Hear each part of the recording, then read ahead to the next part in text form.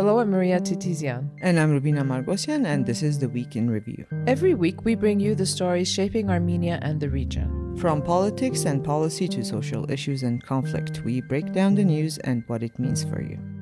This week in the news, Armenia's parliamentary election campaign officially kicks off. Several major international summits place Armenia on the map, and Armenia and Poland to hold joint military exercises. These stories and more in our weekly roundup of the news. This week, Yerevan hosted the 8th European Political Community Summit, the largest international political gathering held in Armenia since independence. It brought renewed attention on Armenia's sovereignty and regional role, while also exposing tensions within Europe over issues ranging from security policy to relations with Azerbaijan. Representatives from 34 countries attended, including 27 European heads of state and partner organizations such as the Council of Europe, NATO, and the OSCE, and the Prime Minister of Canada. Yes, the only non-European leader at the summit. Several leaders marked their first ever visits to Armenia, including Prime Ministers of Britain, Spain, and Italy. Volodymyr Zelensky became the first Ukrainian president to visit Armenia since 2002. Meanwhile, Turkish Vice President Cevdet Yilmaz represented the highest level visit from Turkey since President Abdullah Gül traveled to Armenia in 2008 during an earlier phase of normalization efforts. Yes, sir. Well, we were there the whole day for EPC. It was a moment of pride, right, to see all of these European leaders in our country. We can now proudly say we've seen most of the European leaders. Yeah, and it's interesting. I think a lot of people misrepresented what EPC was about. They're saying, we didn't talk about Armenia, Azerbaijan, we didn't talk about the right of return, we didn't talk about this. The EPC was being held in Armenia. It wasn't about Armenia, although on the sidelines and in back channels and, diplomatic maneuverings, all of those things are being discussed, but it wasn't, part of the official maybe we're just not used to events not. of this caliber happening in Armenia and not being about Armenia. We're not used to events being in Armenia, but not about Armenia. Yeah. No, it's true. And I think it's an affliction of small nations. We always feel like our voice isn't being heard, and we try to, push it at every forum, everywhere we can. And that's a normal reaction, I think. But yeah, you're absolutely right. We're not used to this. And we were just playing host. So I think that's an important distinction that needed to be made. Now, obviously, it was a bit about everything that's going on.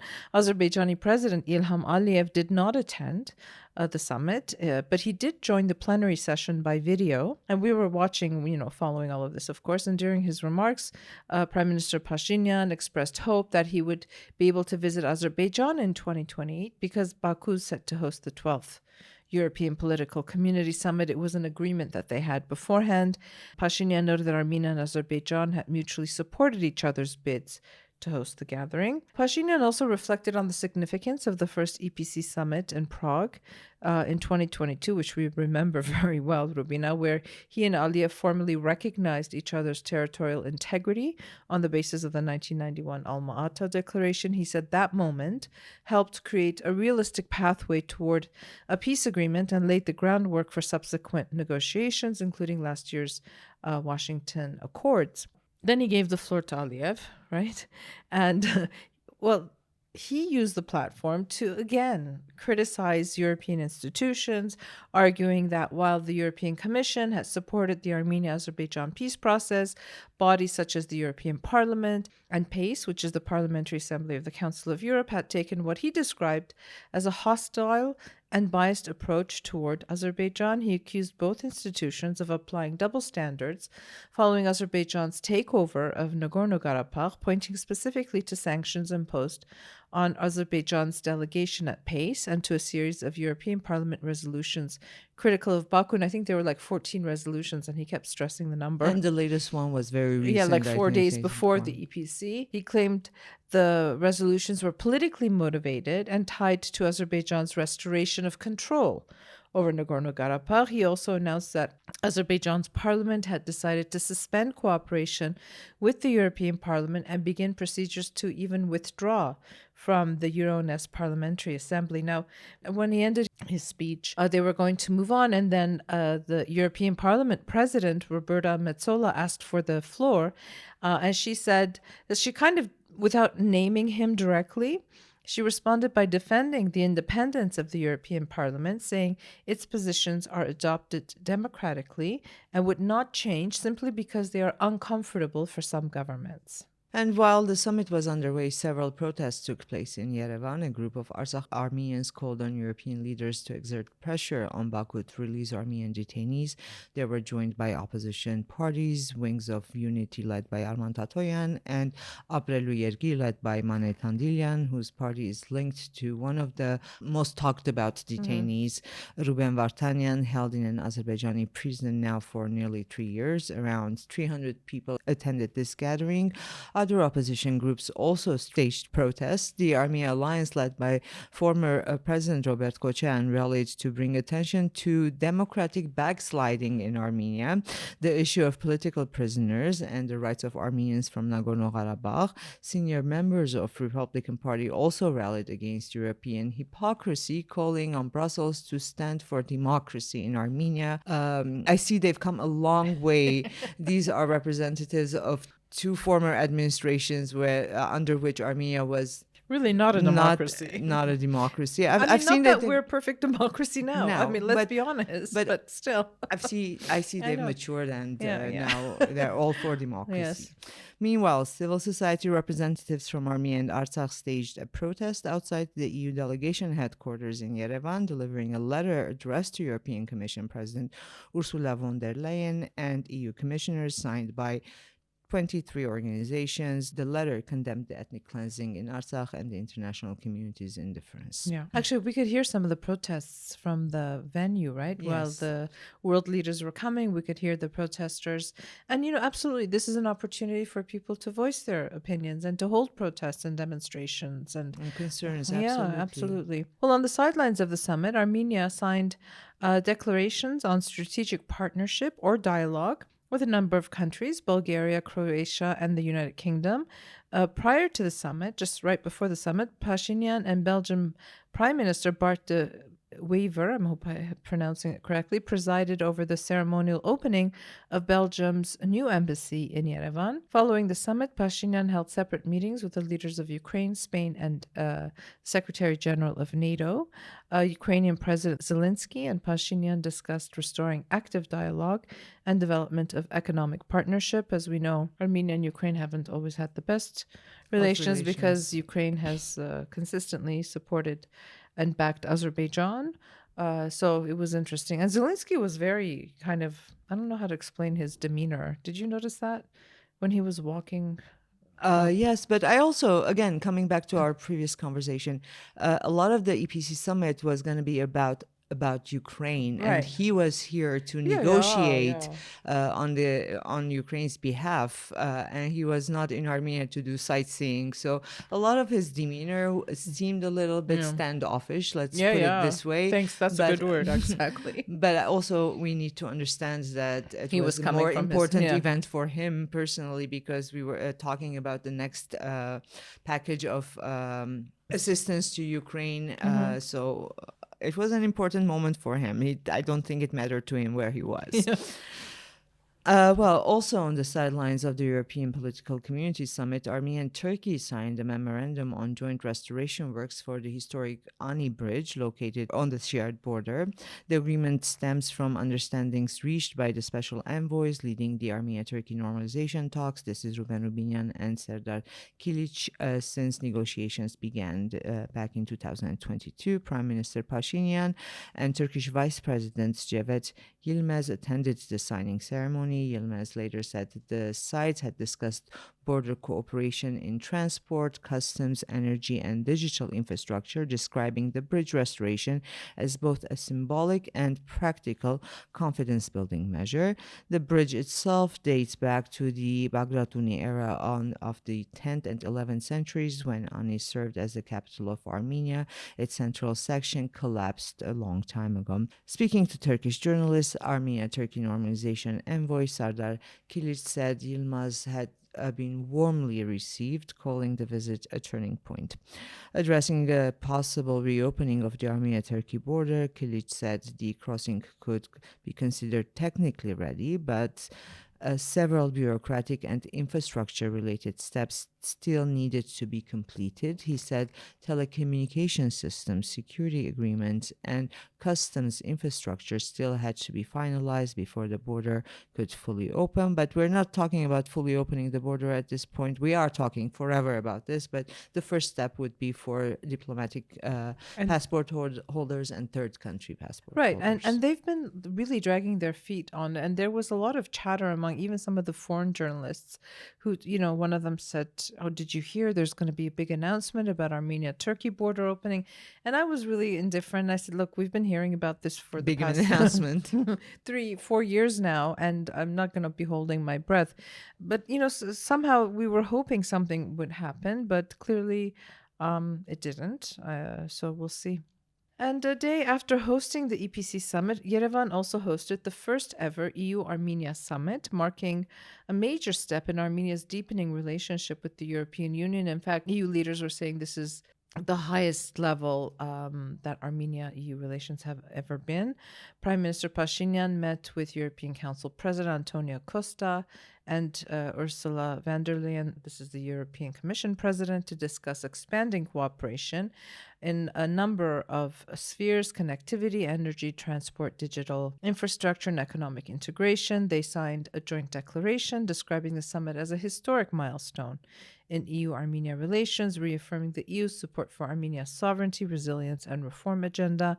One of the summit's main outcomes was the launch of the EU-Armenia Connectivity Partnership. Aligned with Armenia's Crossroads of Peace initiative, the partnership focuses on 3 key areas: transport, energy, and digital connectivity. It's to better integrate Armenia into European and regional networks. Again, it's about energy, supporting the country's tech sector, AI, digital infrastructure, etc. The sides also launched a new high-level dialogue mechanism to coordinate future investments and strategic partnerships.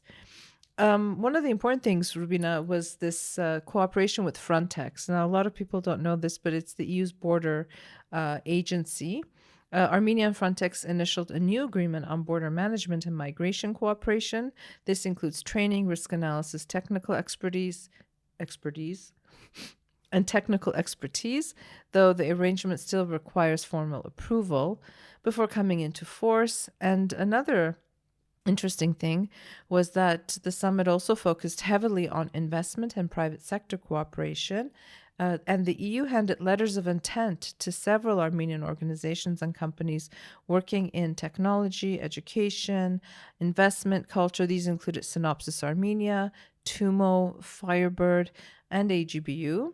And in parallel, Brussels launched a year-long investment initiative inviting Armenian and European companies to submit large-scale projects in sectors such as energy, transport, digital technology, healthcare, manufacturing, agriculture, signaling the EU's broader push to deepen its long-term economic presence in Armenia. And I can't remember who it was, but someone said that we're pushing European companies to come and invest in Armenia, and saying that Armenia is open for business. So let's see if any of these things pan out. Well, just in case all of this was too detailed and too much for our listeners, we do have wrap-up special articles both on what happened during EPC and the EU Armenia Summit in our News Watch section. So in case anyone needs to go back and go Yeah, over the absolutely. information again, it's there on our website. But to add to this, the EU delegation also presented Armenia's interior minister with a progress report on the visa liberalization action plan, outlining the remaining steps and recommendations required to advance towards full visa-free travel between Armenia and the EU. The EU welcomed Armenia's progress since the launch of the dialogue in 2024, noting that effective implementation of the action plan will boost mobility, people-to-people contacts, and economic ties. Well, we've been expecting for this to happen. We knew the timetable here, but we haven't heard much about what the report said, maybe in the near future. Yeah, and I think that they said that they were going to be expediting it, but it still takes a long time. But it was interesting at the Yerevan dialogue. I overheard people talking about this, and they're saying, no, next year we'll have visa-free travel. And I want to say, is that really realistic? I don't know, but hopefully. Well, boost mobility, people-to-people contacts definitely will contribute to that. French President Emmanuel Macron capped off an already historic week in Yerevan with a 2-day state visit that underscored the rapidly deepening relationship between Armenia and France. Macron, who remained in the country following the EPC summit, really received an unusually warm public reception throughout the visit, reflecting, I guess, the strong pro French sentiment that has emerged in Armenia. At least that's how it felt, particularly after France became one of Yerevan's most vocal political and security partners in Europe. During the visit, the two countries signed a sweeping strategic partnership agreement covering security and defense, AI, technology, infrastructure, and, of course, economic cooperation. The document signals a major expansion of bilateral ties and positions France as one of Armenia's key long-term strategic partners. Defense cooperation featured prominently within that strategic partnership. They exchanged a memorandum on military research, defense technologies, while Armenia also signed agreements with French defense group Sofema on military equipment supplies and with Airbus on the delivery of transport helicopters. The sides again signed a memorandum on the construction of the Barkushat tunnel in southern Armenia, a key component in the north-south transport corridor that is expected to strengthen regional connectivity. And then Macron went to Gyumri, which is Armenia's second largest city.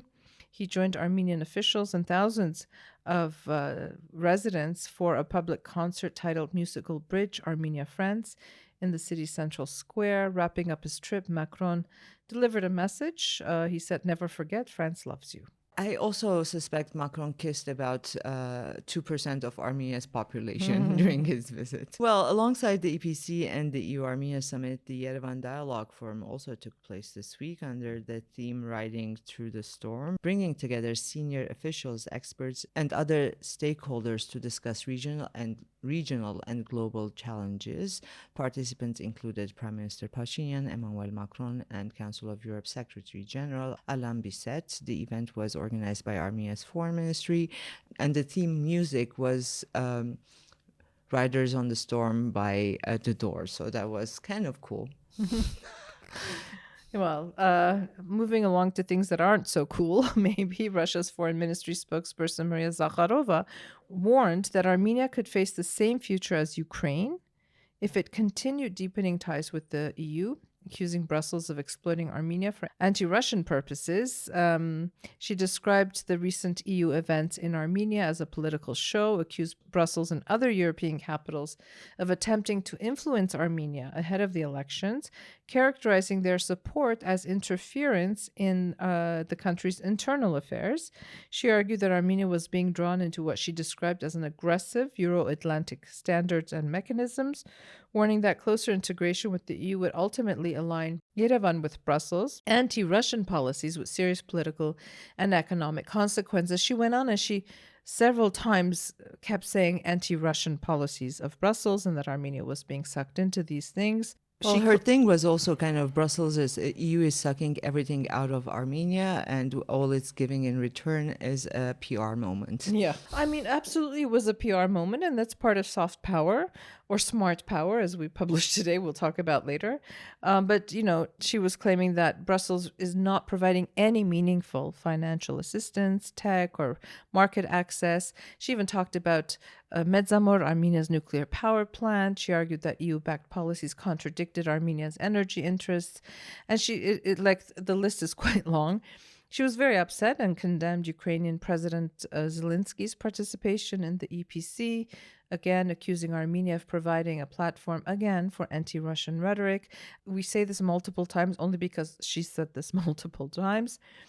She described Zelensky as a symbol of what she called the European Union's destructive policies toward young democracies, and claimed his visit demonstrated the future Brussels intended for Armenia. I mean, these are pretty harsh words coming from Zakharova. No wonder, Kocharian and the Republicans were demanding democracy for Armenia. Yeah.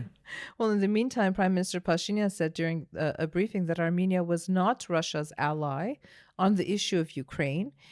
He said Armenia had sent humanitarian aid to Ukraine and reiterated that Yerevan did not share Moscow's position regarding the war. Well, Russia subsequently summoned Armenia's ambassador to Moscow over Ukrainian President Volodymyr Zelensky's participation in the EPC summit. Armenian ambassador to Russia, Gurgen Arsenian, was summoned to the Russian Foreign Ministry, where Deputy Foreign Minister Mikhail Galuzhin said Moscow considered it categorically unacceptable that Armenia had provided a platform for Zelensky to voice what Russia describes as terrorist threats against Russia. Moscow also said the absence of a critical response from official Yerevan was inconsistent with the partnership nature of Russian-Armenian relations. Meanwhile, Prime Minister Pashinyan announced he would not attend Russia's May 9 Victory Day celebrations, marking the Soviet victory over Nazi Germany, citing Armenia's pre-election campaign as the reason. And right before he came to Armenia, Zelensky had tweeted or made a social media post about the May 9 victory.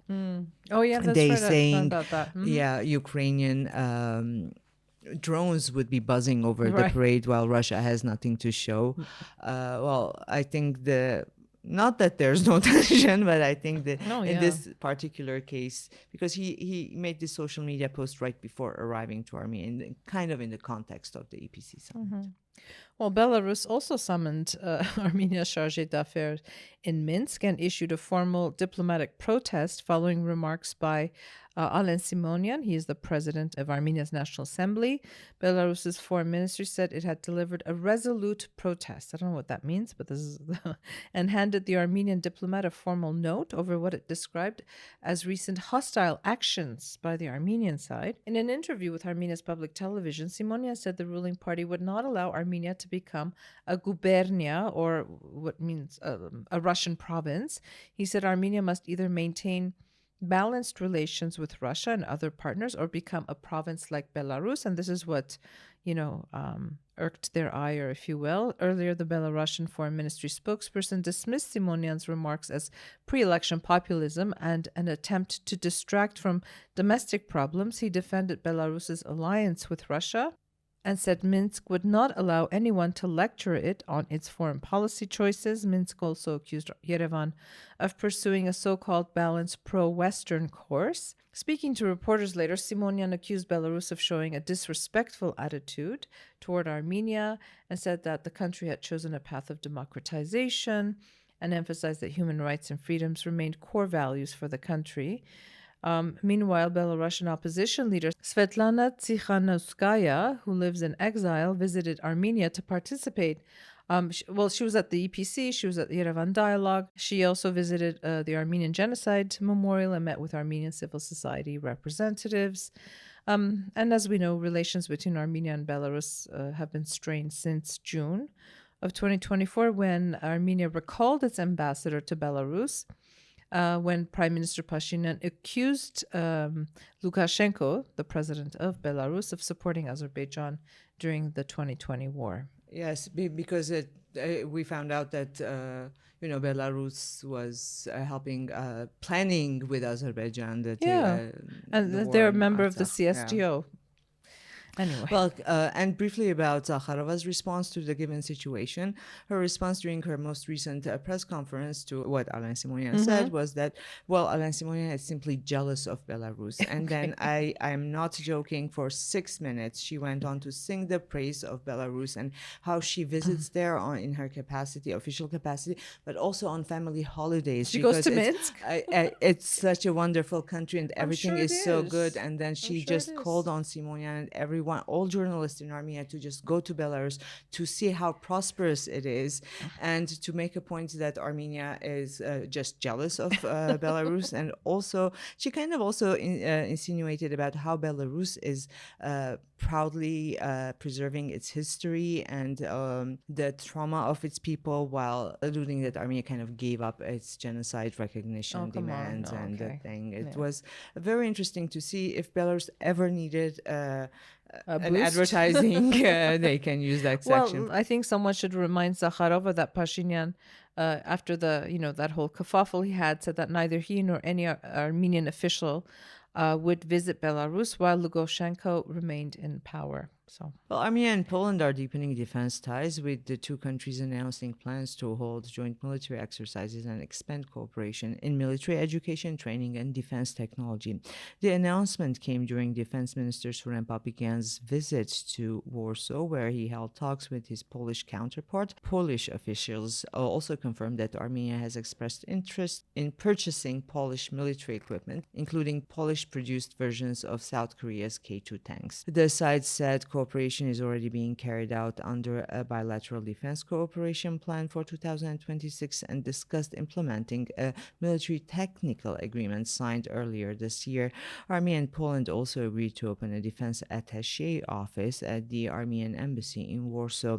During the trip, Papikian visited the War Studies University in Warsaw, where Armenian service members are currently studying, and attended the Defense 24-day security conference, touring exhibitions showcasing military hardware and defense technologies. Papikian also met with Slovakia's defense minister to discuss expanding Armenia-Slovakia military cooperation, including joint exercises, military education, and defense technical collaboration. And finally, for the first time since his detention in Azerbaijan, former Artsakh parliament speaker David Ishanian issued a public message. He said he did not know whether Armenia's human rights defender would have the responsibility and determination to visit the detainees, arguing that such a visit would allow her to better understand the serious violations committed during the investigation and trial proceedings. This is because Rupen Vartanian had earlier called on Armenia's human rights defender to go to Azerbaijan, and she had said it falls outside of her purview. She doesn't have the international mandate to do that. So Ishanian argued that the trial that they all went through was not only about them, but it was against the Armenian people and Armenian statehood. He also said Azerbaijan's human rights defender Sabina Aliyeva had visited the detainees, and that he had asked her to help transfer the Azerbaijani and Armenian versions of the court verdict to his family and relatives. And he also appealed to Armenia's ombudsman to seek the full Armenian Azerbaijani versions of both the indictment and verdict from Azerbaijani authorities and ensure they were transferred to his family, because look, we all know it was a kangaroo court, right? There was a lot of violations in legal procedures. But anyway, it was interesting that David Ishanian was able to get a message out. Yes, we usually hear from Ruben Vartanian, Yes. but not the other detainees.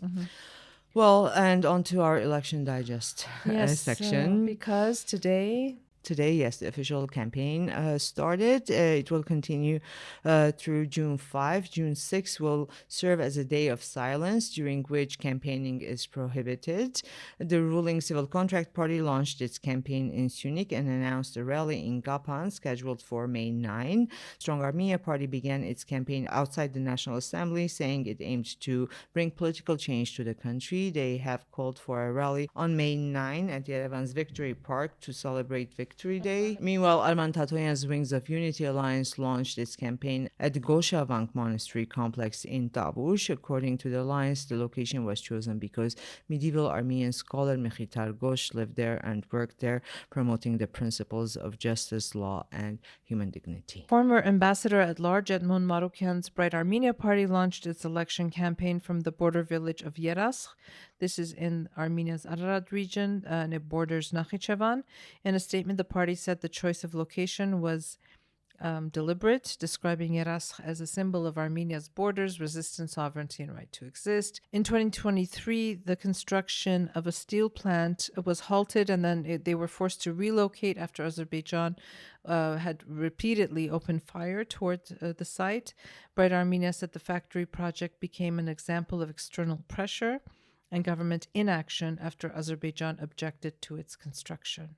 Well, and I am against everyone party took an unconventional approach to launching its campaign. It gathered near Vernissage and called on supporters and passerbys to join them in throwing mud at political forces. Well, the party set up a board displaying the names of all the political forces participating in the elections, including their own, and asking passerbys and participants to throw mud at the name, I guess, they dislike.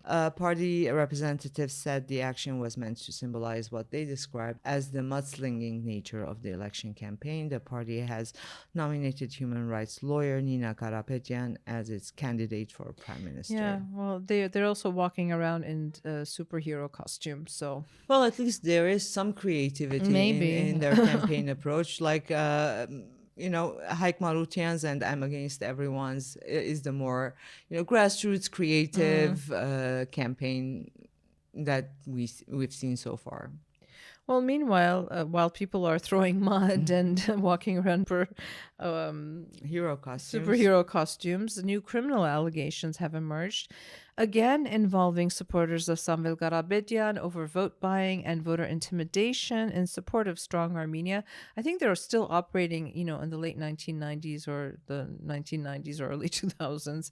According to Armenia's anti-corruption committee, individuals linked to an Armenian businessman residing in the Russian city of Orenburg organized a scheme to influence voters ahead of the parliamentary elections. Investigators allege that voters were offered incentives, including partial debt forgiveness, employment opportunities, and other benefits in exchange for supporting strong Armenia. Authorities are saying that the residents also of the Sisian community in Sunik region were threatened with violence in an effort to influence how they voted. A criminal case has been opened in connection with the allegations. Several individuals have been detained, though authorities have not disclosed how many people were arrested or their identities. Searches and other investigations ongoing. In a recording publicized by the committee, unidentified individuals discuss sums of money, methods of influencing voters, and even obtaining weapons. The recordings also include discussions about influencing soldiers, preventing election commission members from trying to maintain control over the local situation. And we've spoken about this, but also that Strong Armenia is going to be flying in Armenians from Russia to come on election day to vote. So. Well, in a separate case, the Anti-Corruption Committee said it had uncovered evidence that the territorial coordinator of Strong Armenia in the Ani village of the Shirak region, along with several associates, allegedly distributed election bribes in exchange for votes ahead of the elections. Investigators said the scheme involved formally registering individuals as party coordinators or activists and paying them to regional party office under the guise of salaries. Recordings released by the committee include discussions about registering voters as specialists and activists, collecting passport and bank account information, and paying sums of 200,000 drams for coordinators and 80,000 drams for activists. The conversations also include references to pressuring local residents to follow instructions, with one participant expressing concern about possible legal consequences. And it's too much, these many cases at this point. Indeed. And it's only going to get worse, I think, until we get closer and closer to the election. And a few days ago, we released the third wave of our voter behavior poll. We will be having one more just a few days before the elections. That will be the fourth and final one. But this one shows rising approval rates for Prime Minister Nikol Pashinyan and improving perceptions of the country's direction, economy. There was also support for Armenia's position on the Iran war. But we also saw Trip is losing ground. Yeah, it's interesting. I think it was after the Iran war that people were really concerned about Trip, and so we're seeing numbers dipping for that. The opposition fragmentation persists. And we have almost 40% of voters still undecided, and a significant share leaning toward the incumbent party. Because of the additive index, we looked at, we included proxy questions to try to understand how people were going to be voting.